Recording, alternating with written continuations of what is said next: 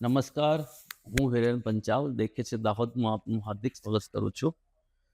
દેવગઢ બરિયાની પેટા ચૂંટણી ટૂંક જ સમયમાં યોજાઈ હતી, જેનું પરિણામ આજ રોજ આવ્યું હતું, જેમાં ભાજપને 2, કોંગ્રેસને 2 અને આમ આદમી પાર્ટીને 2 એમ બેઠકો મળી હતી. દેવગઢ બરિયાની પેટા ચૂંટણી અંગે વાત કરવા માટે આજે આપની સાથે વિશેષ ઉપસ્થિત છે હિમાંશુભાઈ નાગર, સંદેશના વરિષ્ઠ પત્રકાર. હિમાંશુભાઈ, આપનું હાર્દિક સ્વાગત છે. ધન્યવાદ. હિમાંશુભાઈ, દેવગઢ બરિયાની પેટા ચૂંટણી અત્યારે યોજાઈ, જેમાં 6 બેઠકો માટે ચૂંટણી યોજાઈ હતી અને એમાં ભાજપને નુકસાન છે. આ ચૂંટણી અંગે તમારું શું, આ પરિણામ લઈને તમારું શું કહેવું છે? દેવગઢ બારિયા નગરપાલિકામાં 6 બેઠકોની પેટા ચૂંટણી થઈ. એમાં જે 6 નગરસેવકોને ભાજપે સસ્પેન્ડ કર્યા અને પછી ડિસ્કોલિફાઈડ કર્યા, એટલે પેટા ચૂંટણી આવી. એ 6 પૈકી 4 નગરસેવકો, પૂર્વ નગરસેવકોએ ચૂંટણીમાં ઝંપલાવ્યો અને 2 જણે ઉમેદવારી ન કરી. હવે જે આ 4 લોકોએ જે નગરપાલિકાની પેટા ચૂંટણીમાં ઝંપલાવ્યો, એમાંથી 2 જીત્યા અને 2 હારી ગયા. ટોટલ 6 બેઠકમાં પરિણામ એવું આવ્યું છે કે 2 ભારતીય જનતા પાર્ટી, 2 કોંગ્રેસ અને 2 આમ આદમી પાર્ટી. એટલે આમ આદમી પાર્ટીએ ખાતું ખોલાવી દીધું છે, કારણ કે પહેલેથી જ આમ આદમી પાર્ટી અને કોંગ્રેસ વચ્ચે સમાધાન થઈ ગયું હતું ને 3 બેઠક પર આપ અને 3 બેઠક પર કોંગ્રેસ ઉમેદવારી કરાવી હતી. આ ચૂંટણીની અંદર જે નીલભાઈ સોની હાઈકોર્ટમાં ગયા હતા અને 2 બેઠકો પર સ્ટે આવ્યો હતો, પણ પછી ડબલ જજની બેન્ચે એ સ્ટે ઉઠાવી લીધો અને પછી છેવટે 6 બેઠક પર ચૂંટણી. એટલે ભાજપ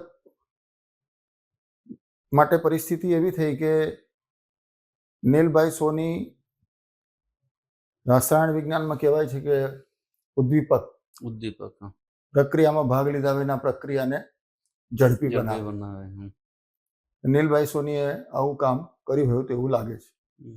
એ આમ પોતાને જળ કમળવત સાબિત કરતા હતા, પણ એવું નથી. એટલે ભારતીય જનતા પાર્ટીની સામે જ ભારતીય જનતા પાર્ટીના લોકો હતા. એટલે પેલો એક મશહૂર શેર છે એક શાયરનો कि अभी अपने दुश्मन को शक की निगाह से ना देख, तेरा कातिल तो तेरा यार भी हो सकता है. એટલે ઘણા રીસામણા મનામણા વચ્ચે એવું થતું હતું કે ભાઈ ઘીના ઠામમાં ઘી પડી જશે, પણ જાણવા મળ્યા મુજબ કે કહેવા અનુસાર કેટલાક નેતાઓના અહમનો ટકરાવ ને સમજૂતી ન થઈને છેવટે ભારતીય જનતા પાર્ટીના લોકો જે ડિસ્કોલિફાઈડ થયા હતા તે ચૂંટણી લડ્યા. મહત્વની બાબત એ છે કે શહેરી વિસ્તાર હોવા છતાં હિરેનભાઈ 77% જેટલું વોટિંગ થયું અને તેમ છતાં ભારતીય જનતા પાર્ટીની ફક્ત 2 બેઠકો આવી, એ પણ નજીવા વોટ. મને ધ્યાન છે ત્યાં સુધી એક 27 મતથી જીત્યા છે, એક 9 વોટ. એટલે તમે સમજી શકો છો કે શું પરિસ્થિતિ થઈ હશે. ભારતીય જનતા પાર્ટી માટે મનોમંથનનો વિષય છે, એવું ભારતીય જનતા પાર્ટીના લોકો જ કહે છે, અત્યારે જ કહે છે. એટલે ભારતીય જનતા પાર્ટીએ પદાર્થ પાઠ લેવો જોઈએ. એમાં ભારતીય જનતા પાર્ટી, અમે પણ જોયું હતું કે ભારતીય જનતા પાર્ટીના મોટા નેતાઓ કે નાનો કાર્યકર્તા કોઈ બી હોય ત્યાં દેવગઢ બારિયામાં ઉતરેલા જ હતા. આ ચૂંટણીને જીતવા માટે જ ઉતરેલા હતા, એવું અમે બી જોયું હતું. પણ એનું જે પરિણામ આવ્યું એ તદ્દન એનું વિપરીત આવ્યું. તો એની અસર શું પડી શકે? કારણ કે અત્યારે સત્તાની બી વાત આવે તો નગરપાલિકા અત્યારે સત્તા ભોગવી ભાજપ રહ્યું છે, પણ એમનું સંખ્યાબળ આ પ્રમાણે પૂરું નથી થઈ રહ્યું. તો એને લઈને શું થઈ શકે? હવે શું સમીકરણો રચાઈ શકે? સૌથી પહેલી વાત તો દેવગઢ બારિયા નગરપાલિકામાં ભાજપે સત્તા બચાવવી એ એની આબરૂનો સવાલ છે. એ તો નાકનો પ્રશ્ન છે, બચાવવી જ પડે. અને તડજોડની રાજનીતિ થશે જગ જાહેર છે. ભારતીય જનતા પાર્ટીએ સામ દામ દંડ ભેદ બધું જ ચૂંટણીમાં અજમાવ્યું હશે, કારણ કે everything is fair in love and war in and love and election war. એટલે આ પણ એક પ્રકારનું યુદ્ધ જ છે. તો એ એની વ્યૂહરચનાના ભાગરૂપે જ ધારાસભ્યો, સાંસદ, પૂર્વ મંત્રી,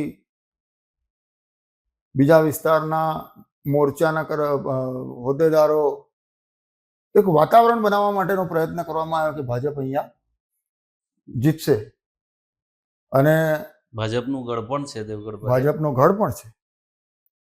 એટલે ભાજપના નેતાઓ જરાય કાચું કાપવા માંગતા નહોતા. એટલે એમણે એડી ચોટીનું જોર લગાવ્યું. પણ બહારનો કોઈ પણ સ્થાનિક ચૂંટણીની અંદર એક તો વ્યક્તિ વિશેષ ને લોકો મતદારો જોતા હોય છે. મારા માનવા મુજબ બહારના વ્યક્તિ જઈને બહુ કંઈ કરી શકતા નથી. એ તમે મગજ મન પરિવર્તન મતદારનું થઈ શકે નહીં. એટલે એ પ્રયોગ અહીંયા નિષ્ફળ ગયો, કારણ કે આપણે સોશિયલ મીડિયામાં જોઈએ તો તમને એવું લાગે કે ભાજપ બહુ જ કામ કરે છે, બહુ જ પ્રચાર કરે છે. પણ જે લોકો જાણતા હતા એ જાણતા જ હતા કે ખરેખર પરિસ્થિતિ શું થઈ શકે છે. એના ભાગરૂપે જ આ બધી વ્યૂહરચના ઘડવામાં આવીને એક વાતાવરણ બનાવવાનો પ્રયત્ન કરવામાં આવે. હવે રહી વાત સત્તા ટકાવવાની, મેં પહેલા કહ્યું એમ કે આબરૂનો સવાલ છે. હવે સંખ્યાબળ જોતા આ લોકો અવિશ્વાસનો પ્રસ્તાવ લાવી શકે છે કે કેમ, તે પણ એક સવાલ છે. સત્તાની સાથે રહેલા હમણાં જે નગરસેવકો છે એ આ લોકો તરફે આવે કે કેમ, એ એક પ્રશ્ન છે. એટલે આવા ઘણા બધા પ્રશ્નો છે કે તેમાં સત્તા પરિવર્તન થાય કે ન થાય. હવે વર્ષ જેટલો સમય બાકી છે અને એના પછી ફરી પ્રમુખ પદ માટે ચૂંટણી આવશે, એટલે ત્યારે કંઈક વિશેષ થઈ શકે છે. પણ અત્યારે દેવગઢ બારિયા નગરપાલિકામાં પ્રવાહી સ્થિતિ થઈ ગઈ એવું કહેવાય, અને ભાજપની ગણતરીઓ અવળી પડી એ સ્પષ્ટ જોવાય છે. એના કારણોમાં જે જવાબદારો છે એ જશે. મારો ને તમારો બહુ વિષય બનતો નથી, કારણ કે સ્થાનિક સ્વરાજ્યની સામાન્ય ચૂંટણીઓની અંદર પણ ગત વખત કરતા ભારતીય જનતા પાર્ટીએ નો દેખાવ નબળો રહ્યો છે. એટલે જવાબદારી કોની નક્કી થાય છે તો ભારતીય જનતા પાર્ટીના નેતાઓ નક્કી કરશે. અને બીજી એક મહત્વની બાબત છે કે દેવગઢ બારિયાના રાજવી પરિવારના તુષારસિંહ બાબા એ કશે પ્રચારમાં કોઈ સક્રિય ભૂમિકામાં જોવા મળ્યા નથી. એટલે તેમનો ઉપયોગ કરવામાં આવ્યો નહીં કે તેઓએ અંતર રાખ્યું, એની જાણકારી કોઈ નથી. પણ મારી પાસે જે માહિતી છે એમાં પ્રદેશના એક નેતાએ એવું કહ્યું હતું કે દેવગઢ બારિયાના ધારાસભ્ય અને પૂર્વ મંત્રી બચુભાઈ ખાબડ અને તુષારસિંહ બાબા જો સાથે આ ચૂંટણીમાં ઉતરે તો ભારતીય જનતા પાર્ટી માટે કશું અઘરું નથી. જો આ વાત સાચી હોય ને તથ્ય હોય તો રાજનેતાઓના મનમાં રહેતો પોતાના અસ્તિત્વનો ડર અને કોઈ પરિણામનો જસ ના ખાટી જાય એવી ભીતિ એ ઘણીવાર ઘાતક નીવડતી હોય છે. એટલે એવું પરિણામ હોઈ શકે. બાકી રાજવી પરિવારનો દબદબો આજે પણ ત્યાં બારિયામાં છે.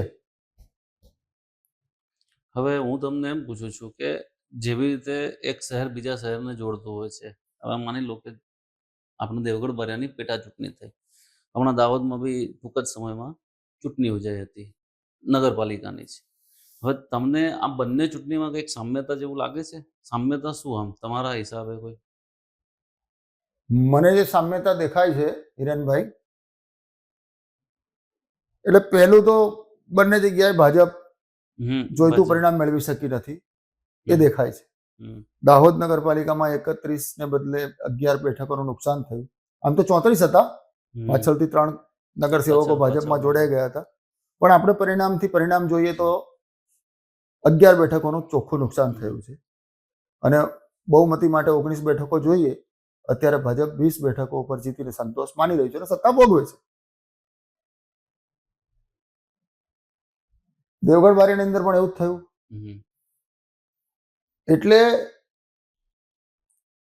મૂળ પાયામાં એટલે સમસ્યાના પાયામાં કશું હોય તો સાચા કાર્યકરોની અવગણના થાય છે એવું ભારતીય જનતા પાર્ટીના સંનિષ્ઠ કાર્યકરો જ કહે છે. હમ. દાહોદમાં પણ દાહોદમાં પણ એવું થયું, અને બારિયામાં દેવગઢ બારિયામાં પણ એવું થયું કે ભાઈ યાર સમાધાનને બદલે સત્તાનો ઉપયોગ કરી અને દાબી દેવાનું કામ કર્યું કે ગમે તે એવું કહેવાય છે. બીજી એક ખાસ સામ્યતા કે તમારી ચેનલમાં જ આપણે નીલભાઈ સોનીનો ઇન્ટરવ્યુ હા, લીધો તો એમને લીધો હતો ને તમે મને ત્યારે પણ આમંત્રણ 4 જણા છે અમારે. હા, એટલે એમણે કહ્યું કે ભાઈ 4 વ્યક્તિઓ જ દેવગઢ બારિયાનું રાજકારણ ચલાવે છે અને હું એમનો વિરોધ કરીશ, ભાજપમાં હોઈશ તો પણ અને ન નહીં હોઉં હું તો તો પણ. એવું નીલભાઈ સોનીનું ઓન રેકોર્ડ છે. હમ.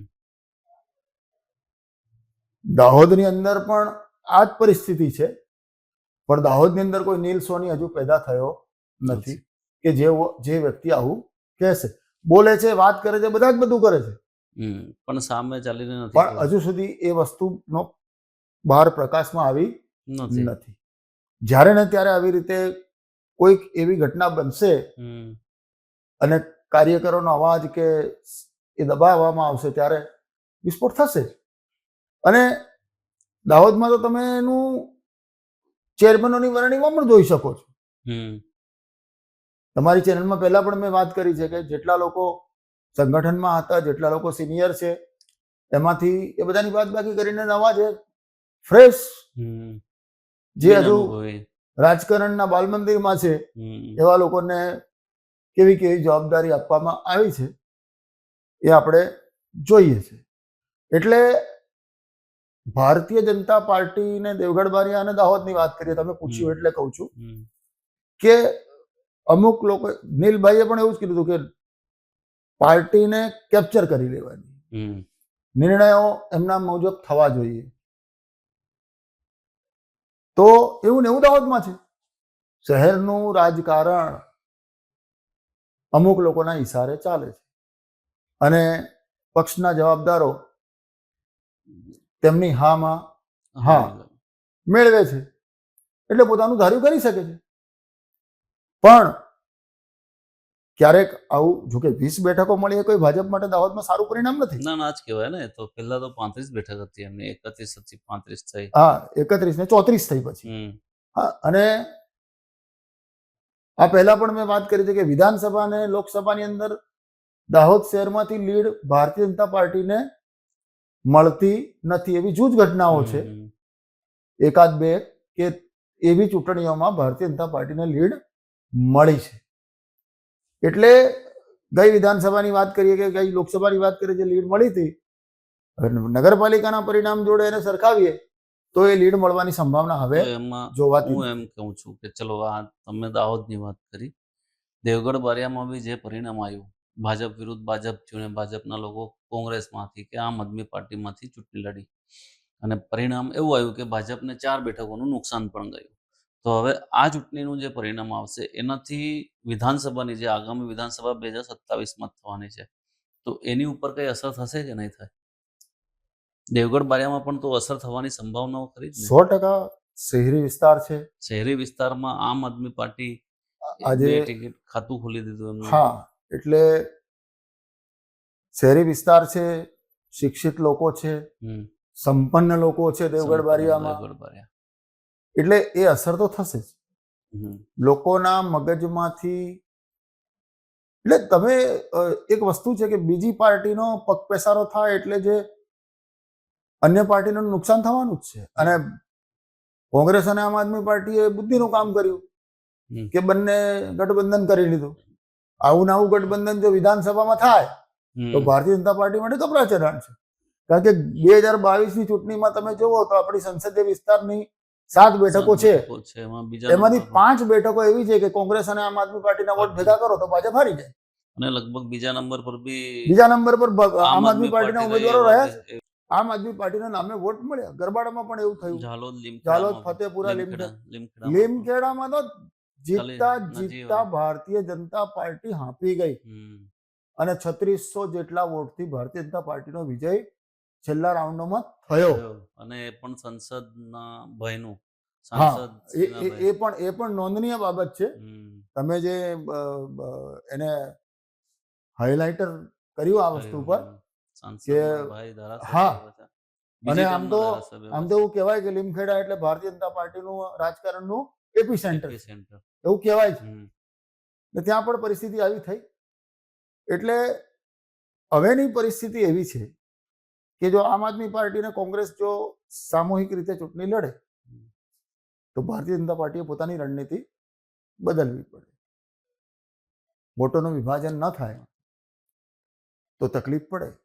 ગ્રામ્ય વિસ્તારમાં પણ પડે, શહેરી વિસ્તારમાં પણ પડે. લઘુમતીના મત કેટલા છે, ગ્રામ્ય વિસ્તારની અંદર જે મત છે એની અંદર પણ ધ્રુવીકરણ અટકી જાય તો ભારતીય જનતા પાર્ટીને મુશ્કેલી નડી શકે છે. એટલે આવી ઘણી બધી વિપરીત અસરો થવાની સંભાવનાઓ દેખાઈ રહી છે. ચૂંટણી તો તે વખતનો માહોલ ને એના પર આધારિત છે, પણ અત્યારની પરિસ્થિતિને સાપેક્ષે જોતા નુકસાન થઈ શકે ભાજપને. બીજી એક ખાસ વાત અગત્યની કહેવાની રહી ગઈ કે ભારતીય જનતા પાર્ટીની અંદર અત્યારે જે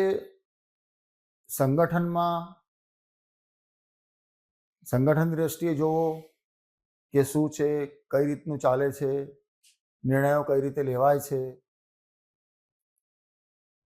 કોઈ દરેક જગ્યાએથી કોઈ એક જગ્યાએ કેન્દ્રીકૃત નિર્ણયો લેવાય છે, એની ચર્ચાઓ કાર્યકરોમાં બહુ છે. અને એક જમાનામાં કોંગ્રેસમાં પણ સત્તામાંથી પછી આવું જ થતું હતું અને પરિણામે કોંગ્રેસને નુકસાન વેઠવું પડ્યું. આપણે અત્યારે કોંગ્રેસની સ્થિતિ જોઈએ છે. ભારતીય જનતા પાર્ટીના શીર્ષ નેતૃત્વએ તેને ગંભીરતાથી લીધું અને આ જોતા મને એવું લાગે છે કે આ પરિણામોની ગંભીર નોંધ લેવાશે જ. કારણ કે આ દાહોદ જિલ્લાનું ભારતીય જનતા પાર્ટીની આખી ફોજ લાગી હતી. ઝોન મહામંત્રી સુધીની મુલાકાતો થઈ. સાંસદ લોકસભાના સત્રમાં વ્યસ્ત હોવા છતાં જે દિવસે આવી શકાય દિવસે આવીને તેમણે પણ પ્રજાને, કાર્યકરોને સમજાવવાનો પ્રયત્ન કર્યો અને ભાઈ ભારતીય જનતા પાર્ટી જીતે તેવા પ્રયત્નો કર્યા અને તમામ બેઠકો જીતે, મહત્તમ બેઠકો જીતે એવા પ્રયત્નો થયા, પણ પરિણામ મળી શક્યું નહીં. નગર હોય કે તાલુકા હોય, એ ગ્રામ્ય કક્ષાની ચૂંટણીઓ છે એ ત્યાંથી જ ઉગવાની છે ને. જીત વિજય તો મતદારો તો ત્યાંથી જ આવશે ને. એટલે મતદારોમાં ભારતીય જનતા પાર્ટીની છબી સુધરેલી રહે તો કાર્યકરોને મહત્વ આપવું પડશે. હું આજે તમને એમ પૂછવા માંગુ છું કે આ તો થઈ આપણે ભાજપની વાત, આપણે દેવગઢ બારિયાની પોતાની વાત કરીએ તો 1.5 વર્ષથી ધર્મેશ કલાલ પ્રમુખ છે. ધર્મેશભાઈ કલાલે 1.5 વર્ષમાં પ્રમુખ તરીકે એવું કઈ કામ નહીં કર્યું હોય કે કદાચ લોકોએ બી એમને દેખીને વોટ ના આપ્યા, એવું પણ તો દેખાય છે ને. હું એમ કહેવા માંગુ છું. હા, એટલે એ વસ્તુ કેવી છે, નેલ સોનીએ જે વાત કરી છે એ વાત કરે કારણ કે વિરોધી છે. આપણે એને એ વાત સાચી છે એવું આપણે સાબિત કરવા માંગતા નથી, પણ આ પરિણામો એવું બતાવે છે કે પ્રજાની જે એ હતી માંગ અને પ્રજાએ જે હેતુથી ભારતીય જનતા પાર્ટીને મત આપ્યા હતા એ તમામ જરૂરિયાતો નગરપાલિકાના શાસકો સંતોષી ન શક્યા હોય અને આવું પરિણામ આવ્યું હોય, એને પણ એ અસંતોષે પણ ભાગ ભજવ્યો હોય તો જ આટલા મોટા ટકાવારી મતદાનની થવા છતાં ભારતીય જનતા પાર્ટીનું પરિણામ આવું આવે. પેટા ચૂંટણીમાં સામાન્ય ચૂંટણીમાં તો સમજ્યા, પેટા ચૂંટણીમાં આવું થયું છે. અને હવેનો જાગૃત મતદાર કે શહેરનો હોય કે ગ્રામ્યનો, એને ખબર છે કોણ શું કરે છે, કોના માટે કરે છે અને કેમ કરે છે. એટલે એ આવી રીતે જવાબ આપે છે. છેલ્લે એની પાસે એક રસ્તો તો છે જ ઈવીએમમાં બટન वो દબાવી बटन दबाओ, वो અને પોતાનો ગુસ્સો એને ઠાલવવાનો એક અધિકાર લોકતંત્રમાં મળેલો છે અને એનો ઉપયોગ કરે છે. માટે મતદારોના મન સુધી પહોંચીને મતદારોના કામ નહીં કરવામાં આવે તો કોઈ પણ પાર્ટીને, હવે દાહોદ જિલ્લામાં પણ જે વર્ષો પહેલા હતું કે આ પાર્ટી છે તો એની તરફે જ વોટ બેંક રહેશે, એ બધી માન્યતાઓ હવે ચાલશે નહીં. લોકોનું કામ કરવું પડશે ને લોકશાહીની વિભાવનાને સાર્થક કરીને કામ કરવું પડશે, તો જ તમે અગ્રસર રહેશો, અન્યથા કોઈ પણ પરિણામ ભોગવવા માટે તૈયાર. આ હતા હિમાંશુભાઈ નાગર, સંદેશના વરિષ્ઠ પત્રકાર. એમની સાથે આપણે દેવગઢ બારિયા અને જિલ્લાને લઈને વિવિધ મુદ્દાઓ પર ચર્ચા કરી. ધન્યવાદ. દેખતા રહો દેખે છે દાહોદ. આભાર.